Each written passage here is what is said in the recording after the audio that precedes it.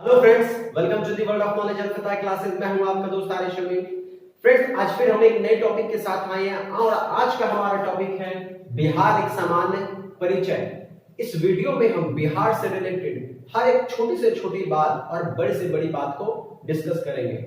इस वीडियो में हम जहां भी कॉम्पिटिटिव एग्जाम में बिहार से रिलेटेड कोई भी क्वेश्चंस पूछे जाते हैं उन सब को हम डील करने की इस वीडियो में कोशिश करेंगे। आइए देखते हैं कि हम इस वीडियो में कहां-कहां बात करेंगे। तो हम बात करेंगे बिहार के इतिहास के बारे में, दूसरा है वर्तमान बिहार, तीसरा टॉपिक हम बात करेंगे भारत का भौगोलिक स्वरूप कि किस तरह का भौगोलिक स्वरूप है, फिर बिहार की राजनीतिक संरचना, चौथा बिहार के राजकीय चिन्ह और कुछ महत्वपूर्ण बातें बिहार से रिलेटेड।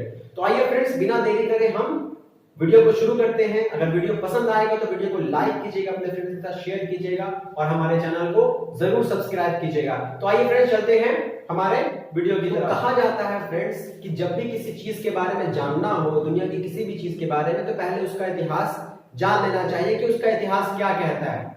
सेम ऐसे ही हम पहले बिहार को जानने के लिए पहले बिहार का इतिहास देखेंगे कि बिहार का इतिहास क्या है और क्या कहता है। तो आइए फ्रेंड्स, बिहार का इतिहास जानते हैं। तो बिहार ये शब्द कहां से आया? बिहार, इस क्षेत्र के लिए हम बिहार शब्द का उपयोग क्यों करते हैं? तो इसके पीछे एक कॉन्सेप्ट है। 11वीं 12वीं शताब्दी की बात है कि इस क्षेत्र में, जिसे हम अभी बिहार के नाम से जानते हैं, इस क्षेत्र में बौद्ध भिक्षुओं की संख्या बहुत अधिक बढ़ गई थी। बढ़ने के कारण लोग इस क्षेत्र के लिए बिहार शब्द का उपयोग करने लगे। किस शब्द का उपयोग करने लगे? बिहार नहीं, बिहार शब्द का उपयोग करने लगे। अगर इसको आप इंग्लिश में लिखेंगे तो ऐसे कुछ लिखा है BIHAR, बिहार। बिहार शब्द का प्रयोग करने लगे। इस बिहार शब्द का प्रयोग क्यों करने लगे? तो इसलिए करने लगे, इसका अर्थ होता है बौद्ध भिक्षुओं का निवास स्थान, रहने की जगह, बौद्ध भिक्षुओं की रहने की जगह। हम जानते हैं कि हमारा जो बिहार है उसका सीधा सीधा संबंध किससे मिलता है? बौद्ध धर्म के मानने वाले लोगों से मिलता है, क्योंकि उनके जो गौतम बुद्ध हैं वो उनका रिलेशन किससे है? बिहार से बहुत ज्यादा संबंध है। तो बिहार का मतलब क्या? बौद्ध भिक्षुओं के रहने का निवास स्थान, बौद्ध भिक्षुओं के रहने का, बौद्ध भिक्षुओं का निवास स्थान।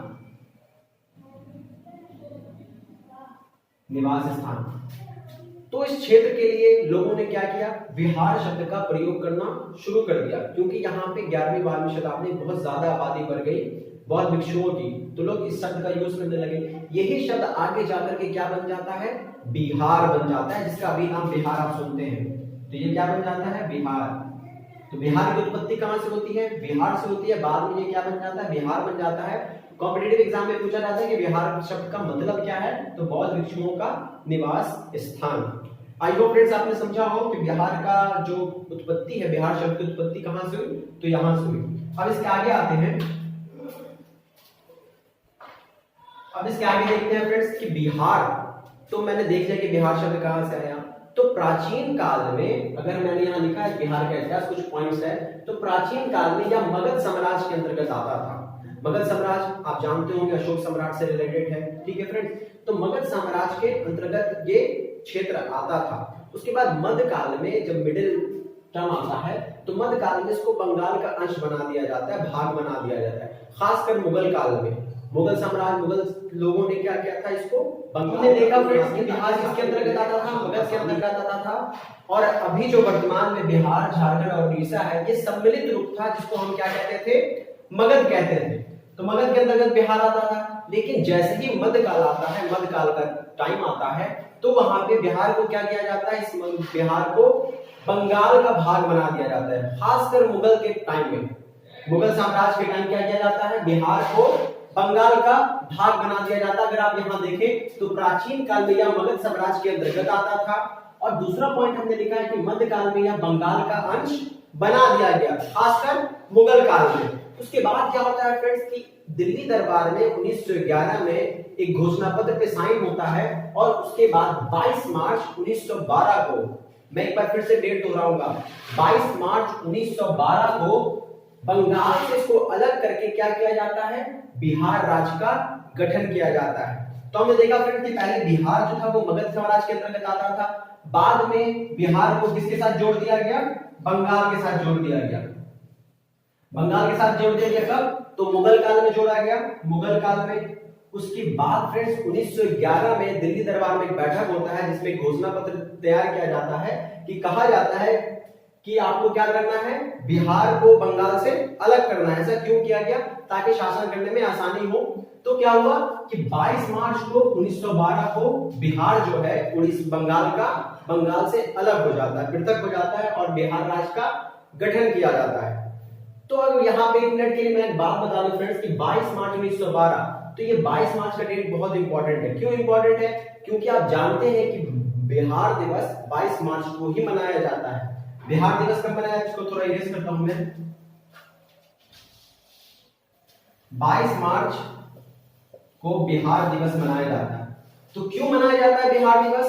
क्योंकि इसी दिन 22 मार्च 1912 को बंगाल से बिहार को अलग कर एक राज्य का गठन किया गया जिसका नाम क्या पड़ता है? बिहार पड़ता है। तो 22 मार्च को ये हमारे माननीय मुख्यमंत्री श्री नीतीश कुमार जी के आने के बाद से मनाया जा रहा है। उससे पहले से नहीं मनाया जाता था, उसके बाद से मनाया जा रहा है। तो बिहार दिवस कब मनाया जाता है? बिहार दिवस 22 मार्च बिहार दिवस के रूप में मनाया जाता है 22 मार्च 1912 को। लेकिन 22 मार्च से हम बिहार दिवस को मनाते हैं। तो अक्सर कॉम्पिटिटिव एग्जाम में पूछ लेता है कि बिहार दिवस कब मनाया जाता है, तो आप याद रखें कब? 22 मार्च को। इसी दिन बिहार को बंगाल से अलग किया गया था। उसके बाद देखिए फ्रेंड्स, तो बिहार तो बंगाल से अलग हो गया था, लेकिन बिहार जो है वो झारखंड और उड़ीसा का मिला हुआ रूप था। बिहार को बंगाल से अलग किया गया, लेकिन जो अभी बिहार था वो किससे किससे मिला हुआ था? बिहार, झारखंड और उड़ीसा प्लस उड़ीसा, ये मिला हुआ रूप था। इसको बंगाल से अलग कर दिया गया। कब अलग किया गया? तो 1912 में किया गया। 1912 में ये अलग हो जाता है। उसके बाद क्या होता है फिर? एक बार और इसमें विघटन होता है, टूटता है। ये कब? 1 अप्रैल 1936 को। 1 अप्रैल 1936 को बिहार से उड़ीसा को अलग कर दिया जाता है और दोनों अलग अलग स्टेट बन जाता है। तो बिहार और उड़ीसा अलग हो जाता है। कब अलग होता है? 1 अप्रैल 1936 को। यहाँ पे थोड़ा कंफ्यूजन है फ्रेंड्स। अगर आप विकिपीडिया पे गूगल पे सर्च करेंगे तो विकिपीडिया पे आएगा कि 1 अप्रैल 1912 को बंगाल से अलग किया गया और 22 मार्च 1936 को उड़ीसा से अलग किया गया। तो थोड़ा कंफ्यूजन है, विकिपीडिया में थोड़ा गलत है। अगर आप अंग्रेजी वाले विकिपीडिया में देखेंगे तो सेम डेट दिखाएगा, अगर हिंदी में देखेंगे तो थोड़ा ऊपर नीचे हो जाएगा। तो वहां पे थोड़ा ध्यान देने वाला बात है। यही परफेक्ट डेट है। 22 मार्च 1912 को बंगाल से अलग कर बिहार बनाया गया और बिहार में जो उड़ीसा सम्मिलित था 1936 को, 1 अप्रैल 1936 को उड़ीसा को बिहार से अलग कर दिया गया। यहां तक हमने फ्रेंड समझा। उसके बाद जो भी वर्तमान स्वरूप है, यहाँ पे 1936 में ये उड़ीसा क्या हो जाता है? अलग हो जाता है। इसको हटा दें। 1936 में उड़ीसा अलग हो जाता है कट के बिहार से। तो अब क्या बच जाता है? बिहार और झारखंड बच जाता है। पुनः एक बार और खनिज संसाधन वाले राज्य को, क्षेत्र को बिहार से अलग कर दिया जाता है 15 नवंबर 2000 को। 2000 आज से करीब 20 साल पहले झारखंड को बिहार से अलग कर दिया जाता है, एक नया राज्य बना दिया जाता है। जो अभी हमारा वर्तमान बिहार का स्वरूप है ये इसी में आता है 15 नवंबर 2000 को। 15 नवंबर 2000 को जो अभी हमको देखने को मिलता है बिहार, वो यही बिहार है। इसके गठन कब होता है? 15 नवंबर 2000 को। तो ये कुछ इंपॉर्टेंट पॉइंट्स था फ्रेंड्स बिहार के इतिहास से।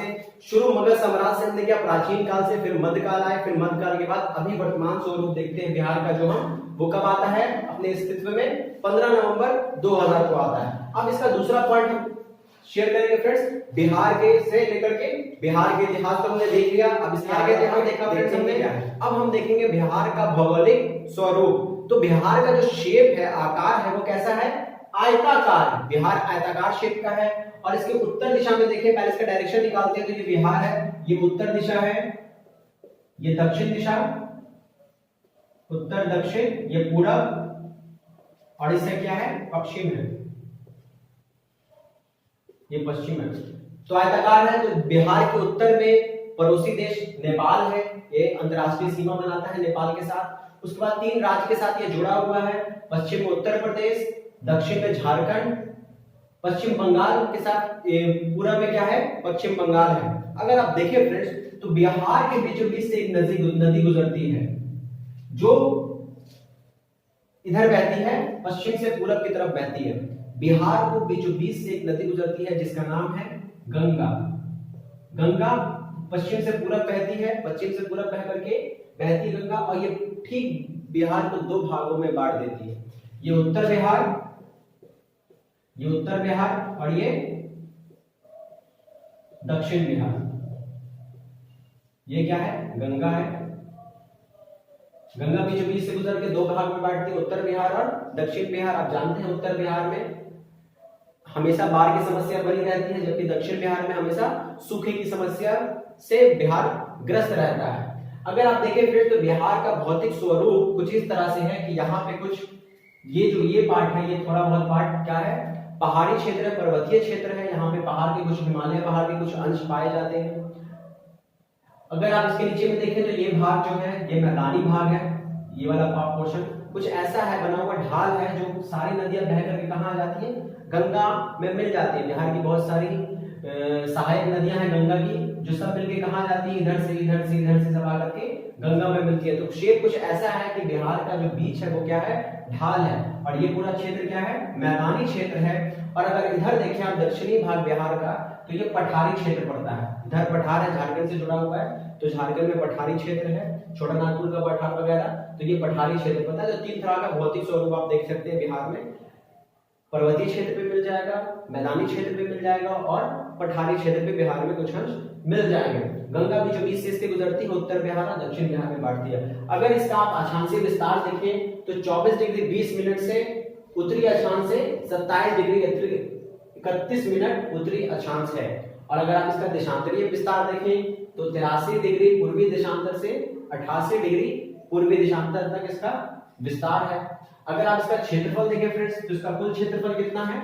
54,163 किलोमीटर वर्ग किलोमीटर, या फिर किलोमीटर स्क्वायर बोले तो 94,163 किलोमीटर स्क्वायर इसका एरिया है। बिहार की कुल भौगोलिक क्षेत्रफल जो है, भारत के कुल भौगोलिक क्षेत्रफल का बिहार 2.86% है। मतलब भारत अगर 100 है तो उसका 2.86% बिहार है। तो यहाँ तक हमने देखा फ्रेंड्स, तो बिहार के जिला कितना है? 38 जिला है बिहार में, प्रमंडल 9 है, अनुमंडल 101 है, और प्रखंड कितने हैं? तो 534 बिहार के प्रखंड हैं। ये हमने देखा। बिहार की राजधानी क्या है फ्रेंड्स? तो पटना है बिहार की राजधानी। बिहार की राजधानी पटना है। बिहार की राजकीय भाषा कौन सी है? तो बिहार हिंदी भाषी राज्य है, या हिंदी भाषा को प्रथम राजकीय भाषा माना जाता है। बिहार में द्वितीय राजभाषा भी है जिसका नाम है उर्दू। उर्दू यहाँ की द्वितीय राजभाषा है, उर्दू भाषा। तो ये देखा फ्रेंड्स। अब इसके आगे थोड़ा देखते हैं फ्रेंड्स, इसके आगे वाले पार्ट में जाकर। तो यहाँ देखते हैं फ्रेंड्स बिहार के कुछ महत्वपूर्ण जिले। अक्सर कॉम्पिटिटिव एग्जाम में यहाँ से क्वेश्चन देखने को मिल जाता है फ्रेंड्स। तो आगे देखते हैं। हमने कहा फ्रेंड्स कि टोटल कितने जिले हैं? तो बिहार में टोटल 38 जिले हैं। तो 38 जिलों में क्षेत्रफल की दृष्टि से सबसे बड़ा जिला, क्षेत्रफल की दृष्टि से सबसे बड़ा जिला कौन सा है फ्रेंड्स? तो पश्चिमी चंपारण है। कौन सा जिला है? पश्चिमी चंपारण। और जनसंख्या की दृष्टि से देखें फ्रेंड्स तो सबसे बड़ा जिला कौन सा है? जनसंख्या की दृष्टि से सबसे बड़ा जिला है पटना। आई होप फ्रेंड्स समझ आ रहा हो आपको। अगर अगला देखें फ्रेंड्स तो क्षेत्रफल की दृष्टि से सबसे छोटा जिला, क्षेत्रफल की दृष्टि से सबसे छोटा जिला शिवहर है, शिवहर।